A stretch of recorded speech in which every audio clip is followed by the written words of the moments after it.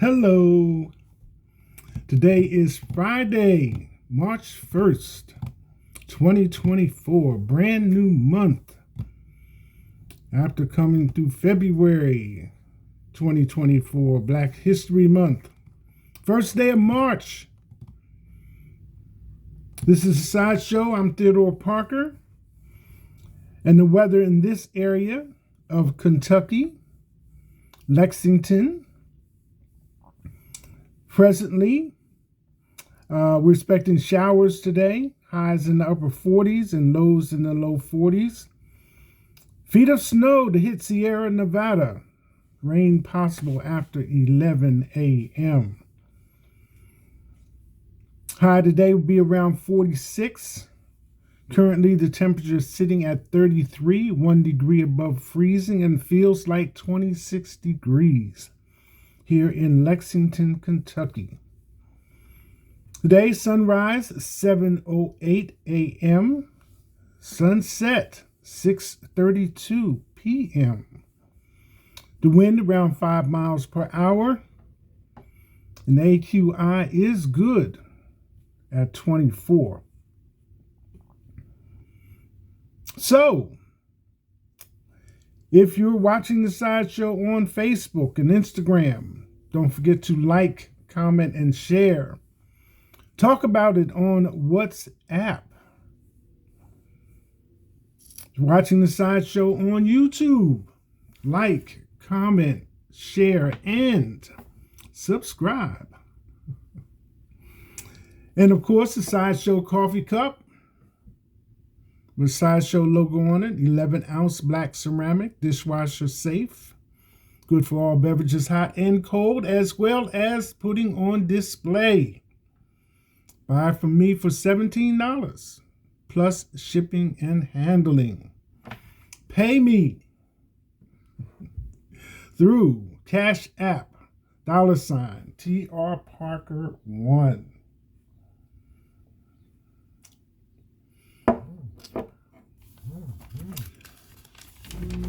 Month of March. There are some expressions associated with the month of March, such as in like a lion, out like a lamb, or in like a lion, out like a lamb. March 2024, first day, first weekend. I'd like to take a minute or two to update you on some new features that Facebook is asking me to take advantage of. And one of those, as I say from time to time, on that side of the screen as a viewing audience, you may not I'm sure you don't realize all the stuff that goes on behind the scenes that I have to take care of, keep on top of new features, back and forth comments between Facebook administrative staff, do this, try that, look at these numbers, all this type of thing. But anyway, the latest thing that I'm being asked to add is my phone number as a button. So you may notice this feature included with the videos that I'm posting over the last few days. I would imagine, without making a big to-do of it, it is my phone number, number one. So that means if you call it, that I'm the person that will be picking up the phone, answering. I do have some misgivings because sometimes people will call and hang up. That's irritating, to say the least. But in the general context of having a phone, period, it is for calls to be received and placed, going out, incoming calls and outgoing calls. So in that context, I would presume that this is an opportunity for you to order the Sideshow Coffee Cup. So you can come on there and state your name and, your particulars and your method of payment, which I've already said is through Cash App, and give me your address All right. And then I'll know where to send the package or where to send your order. That's, to me, the most obvious reason for wanting to include the phone number when you already have apps available: Instagram, Facebook Messenger, WhatsApp for general text and conversation as same. One thing I will add, I do have voicemail set up, so you can leave a message, and as they say, you have reached me, and I will get back to you as soon as possible.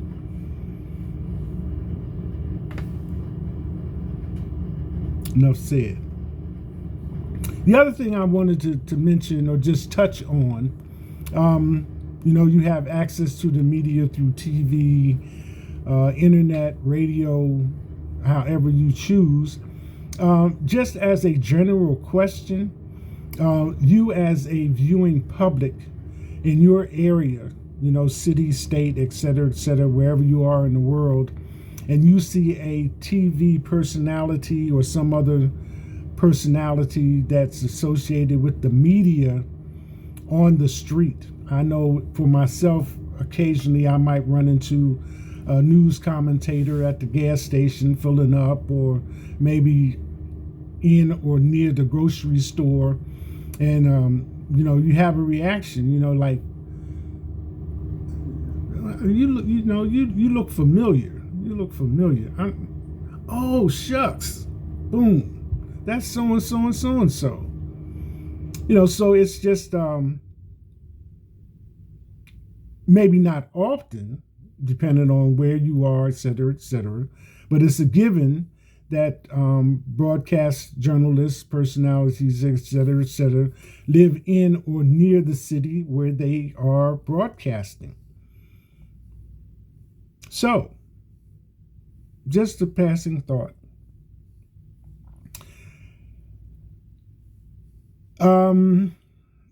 During last month, changing gears, switching subjects, Alexei Navalny died in prison, and I wanted to kind of touch on like matters of protest. Sometimes people get the idea, and justifiably so in most cases, that they should protest something, and it's usually a display of an idea that people have just had enough of whatever it is, common general conversation, usual avenues of approach and resolution have been exhausted, and there's no foreseeable, viable, workable solution in the near future. So, history has shown us that people will protest, commonly referred as march, and for the general public, it's like an emotional boiling over. Yeah, let's go downtown and stand in front of that building and tell them how we feel, and there's usually a leader and a group of people, and, they're all in front of the building. It just so happens that the media's there and everybody else that can possibly make a big moment out of it. And we have the attention of the people. Well, as common as that concept is, it's not quite exactly like that. But history has shown us many examples. The March on Washington, the March in Selma, and the Watts burning. All protests, various forms of expression. And I think in a general sense, we can all agree that it probably starts with some incident in a neighborhood, moves through the community, then through the city, then through the state, and then on to national recognition. And if it moves outside the country, then it's on the world stage.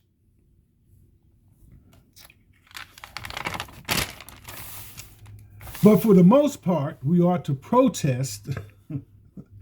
Actually starts with filling out a form at your local government offices. Surprise, surprise, surprise. It's called a parade permit. Parade permit. Two opposite type things. But it does serve a purpose. Because after all, as much as people would like to feel and think that the matter at hand deserves time and attention, there is a method to the madness. It is not as willy-nilly as it sometimes is presented or seems to be. So you fill out the form, and it asks you where you intend to be, and how long will you be there. And this serves several purposes. It allows the city to prepare for your presence at said designated air location, and law enforcement to be advised and to act accordingly to keep things moving for people conducting business, going back and forth to work, and general traffic flow. Because, anytime there's a major parade, the streets are blocked off, police are present, people are limited to the sidewalks, all this other kind of thing. So it's, in concept, it's no different. We're going to be here raising our signs, talking about how we feel for this amount of time at this location. Police are advised, the city is granted permission, and it's on. There we go. So it's generally as much a protection for you as it is for everybody else that's conducting business in the area. I just wanted to put that out there, Something that has really been like on my mind because and that's the matter of Alexei Navalny.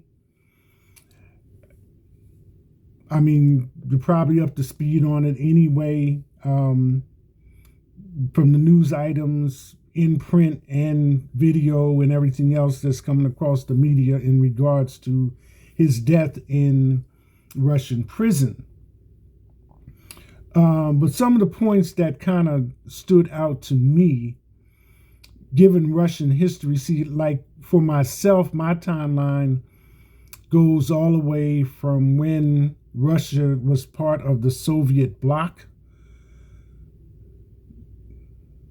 Soviet Union, and all those countries that were in the Soviet bloc.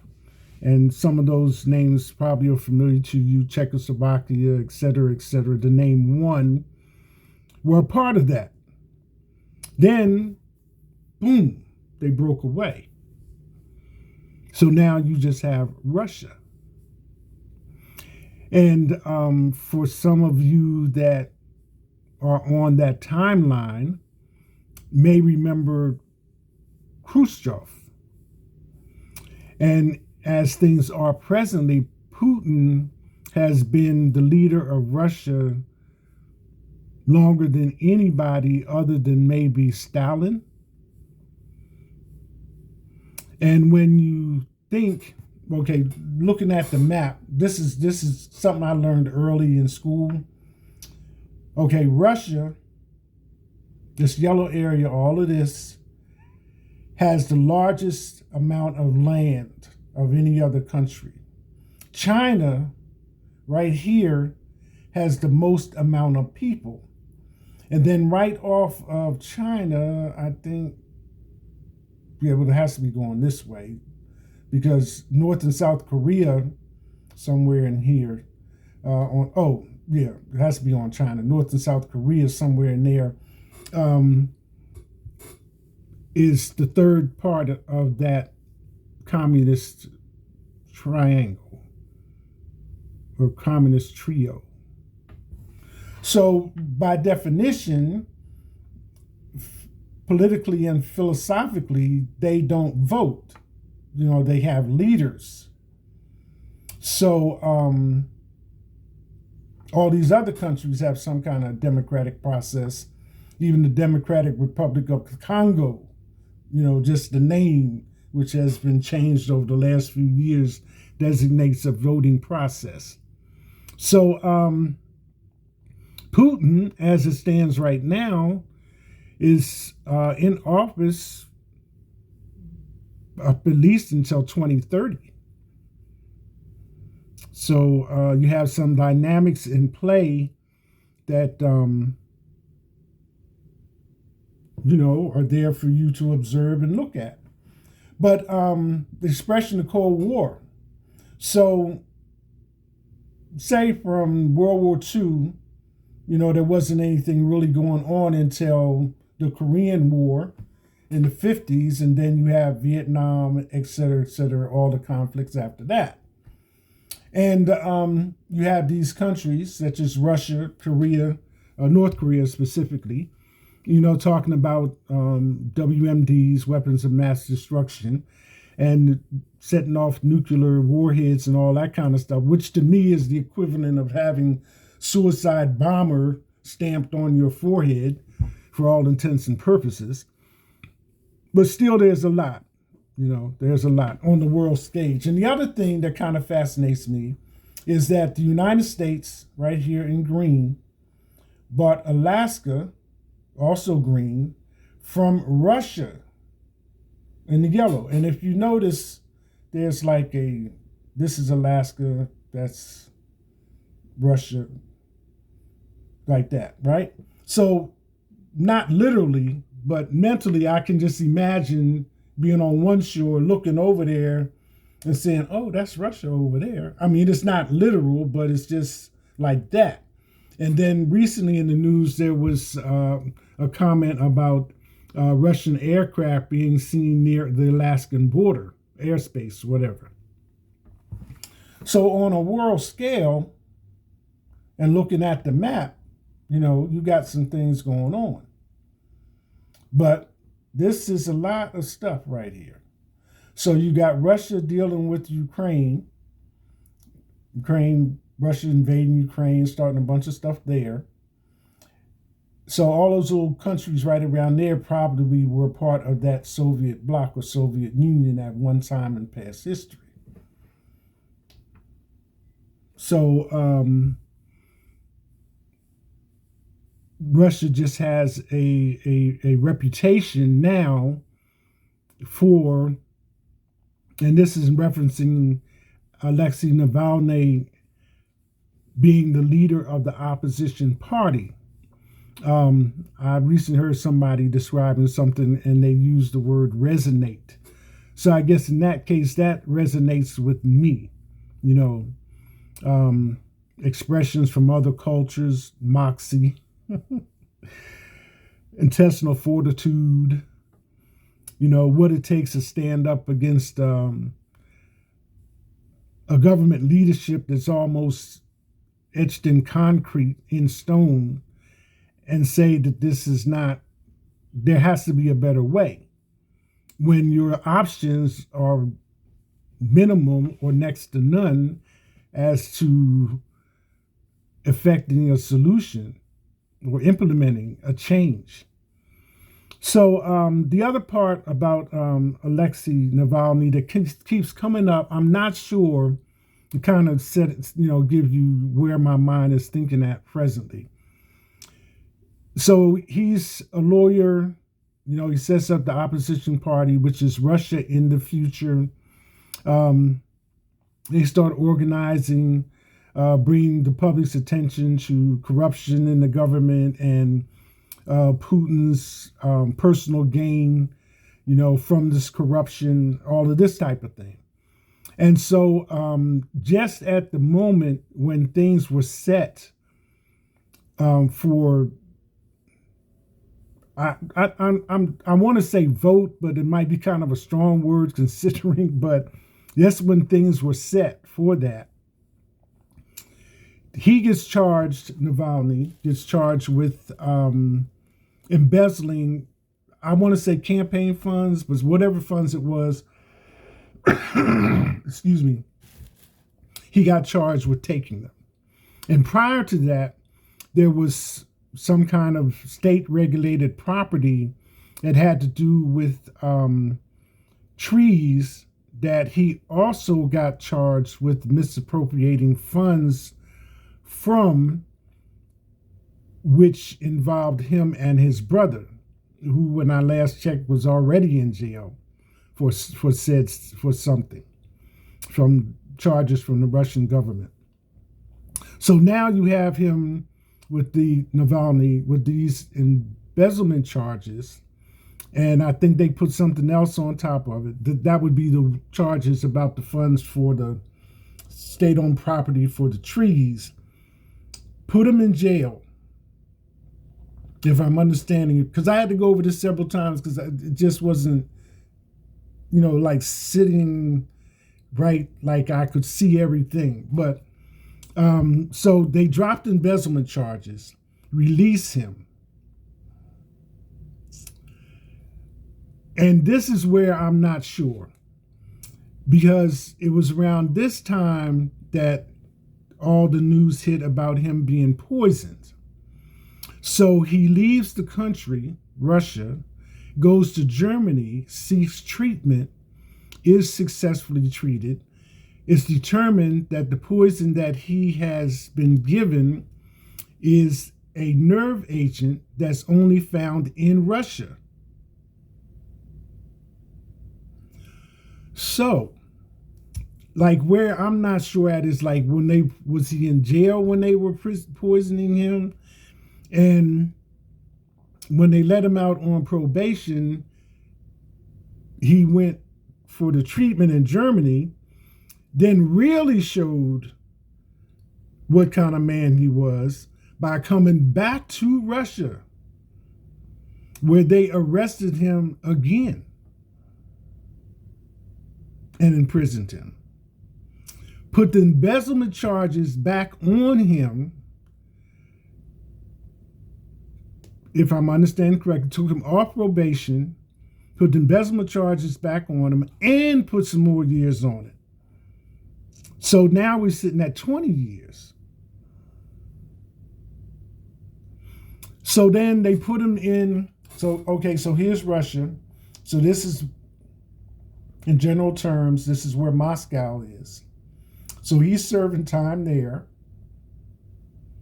Then he disappears from this Moscow prison for 3 weeks. For 3 weeks. When his team finds him, he's all the way up here, and understand that this is the Arctic. And this is Antarctica down here, right? So he's all the way up near the Arctic, 1,200 miles away from Moscow, when they find him in a Siberian prison.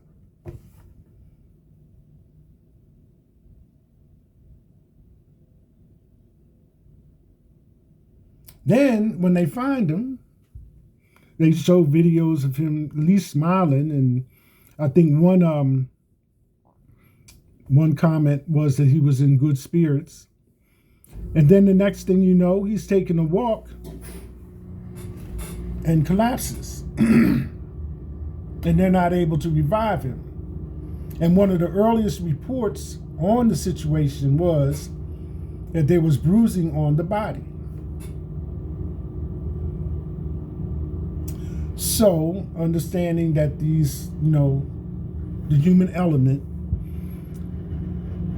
the world jumps on the stage, this, that, and the other, and so forth and so on, and world leaders speak up and so forth. President Biden put a nickel in when they only asked for 2 cents worth. Excuse me, no disrespect. They finally released the body, but not to his wife and his daughter, but to Navalny's mother.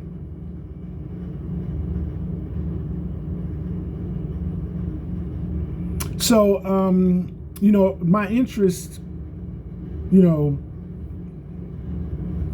kind of stimulates from the fact that You know, here you have somebody that recognizes corruption and mistreatment of people, but also the fact that it's recognized on the world stage because he was given the Sakharov Prize, you know, for his activities in human rights.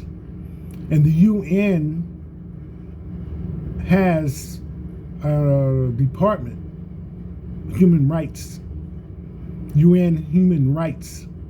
And to help you appreciate that aspect, you know, you got Hamas and Israel, you got Russia and Ukraine and Russia. And when things really get out of hand, the UN steps in and says, whoa, we need a ceasefire. You know, things have gone way too far. These people need help. They need food. They need water. They need medical supplies. We need a safe passage in here to take care of that.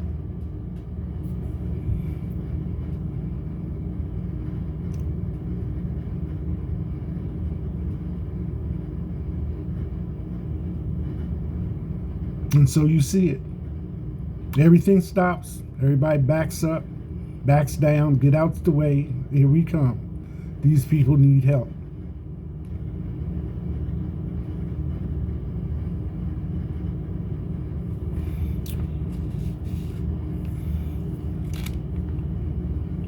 So, all that being said, emotional content included, I'm going to share this with you.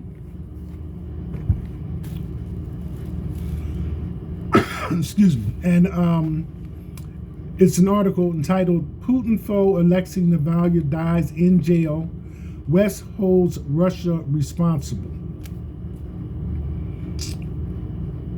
So it starts. Navalny dies in prison after walk, says prison service. Opposition leaders said to have lost consciousness. Putin informed the death of his main domestic critic. Supporters say Navalny was murdered, cannot confirm death. Western officials laud Navalny, condemn Putin. Moscow Reuters.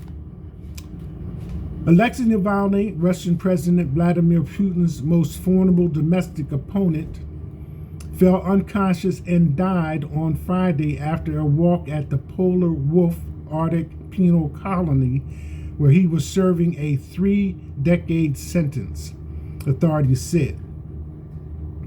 The death of Navalny, a 47-year-old former lawyer, robs the disparate Russian opposition of its most prominent leader as Putin prepares for an election which will keep the former KGB spy in power until at least 2030.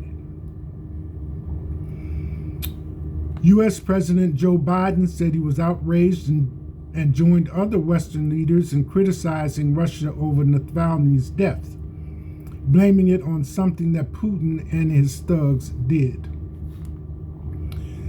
Navalny rose to prominence more than a decade ago by documenting and speaking publicly about what he said was the vast corruption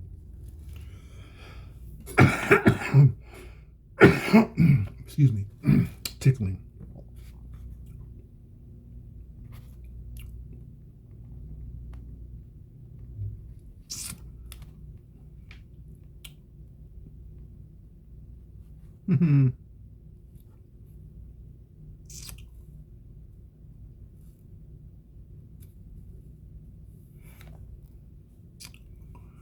Well, that cough may have cost me the whole article because the thing has jumped in my hand.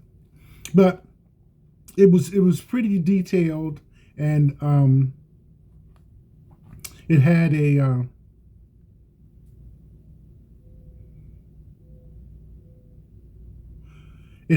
lot of good. Okay, I'm back to it. Excuse me.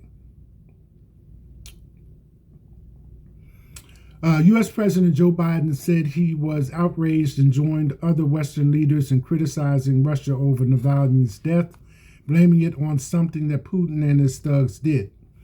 Navalny rose to prominence more than a decade ago by documenting and speaking publicly about what he said was the vast corruption and opulence among the crooks and thieves running Putin's Russia. There are no other opposition leaders in Russia of Navalny's stature. For some young urban Russians, Navalny had offered hope of an alternative future to Putin, who has served as Russia's paramount leader longer than anyone since Joseph Stalin.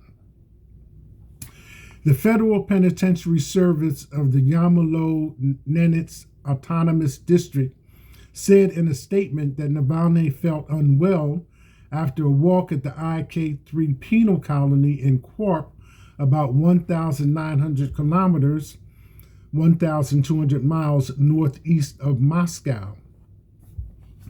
He lost unconsciousness almost immediately and died afterwards, it said, adding that resuscitation attempts failed. Navalny's spokeswoman, Kira Yarmysh, said there was almost no hope that he was alive. Navalny's wife, Yulia, told the Munich Security Conference she could not be sure her husband was dead because Putin and his government lie incessantly. But if this is true, I want Putin, his entire entourage, Putin's friends, his government, to know that they will bear responsibility for what they did to our country, to my family, and to my husband, she said. The Kremlin said Putin had been informed of Navalny's death. The 71-year-old former KGB spy was shown meeting workers at a factory in Chelyabinsk in the Ural Mountains. He said nothing in public about Navalny. Western leaders paid tribute to Navalny's courage as a fighter for freedom. Some, without citing evidence, accused the Kremlin of murder and said Putin should be held accountable. Kremlin spokesman Dmitry Peskov said the action of Western leaders to the death was unacceptable and absolutely rabid. We don't know exactly what happened, but there is no doubt that the death of Navalny was a consequence of something that Putin and his thugs did, Biden said at the White House. Russian authorities are going to tell their own story, Biden said. But make no mistake, Putin is responsible for Navalny's death. Navalny's movement is outlawed, and most of his senior allies now live in exile in Europe.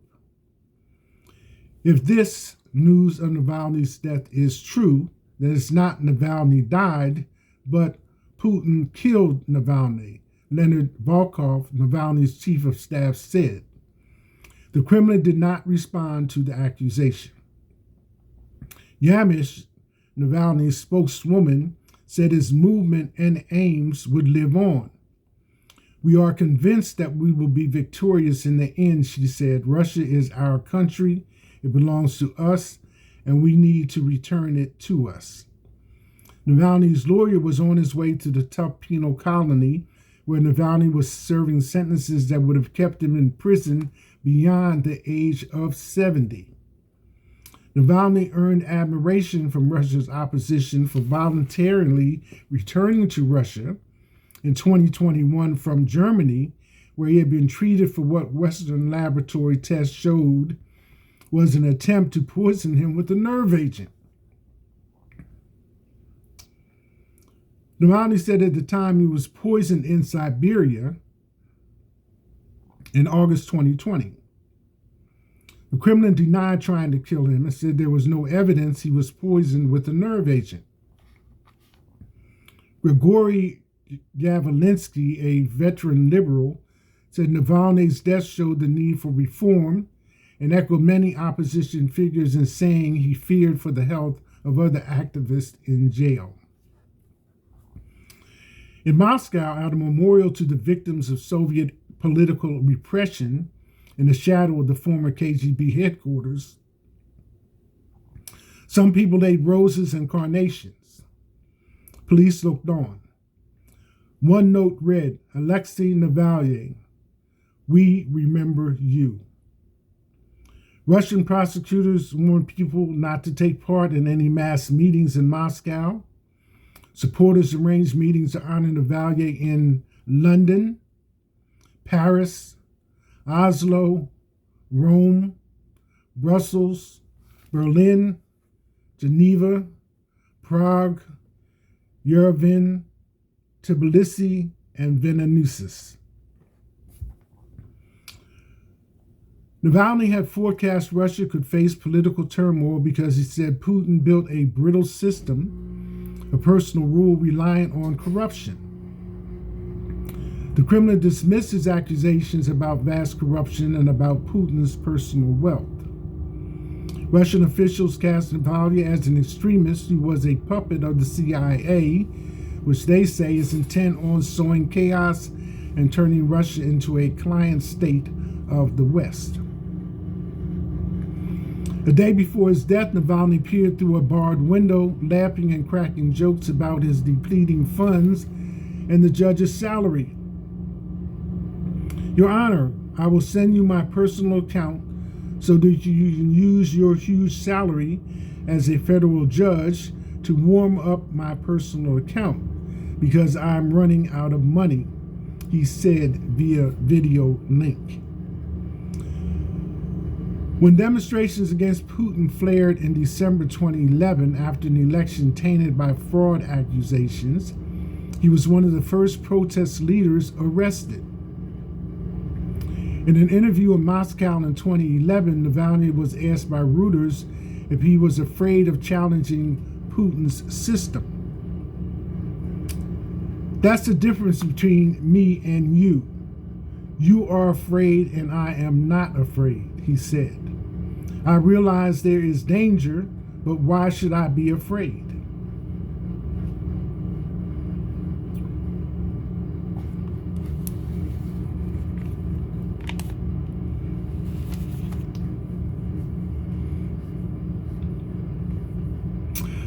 That's it.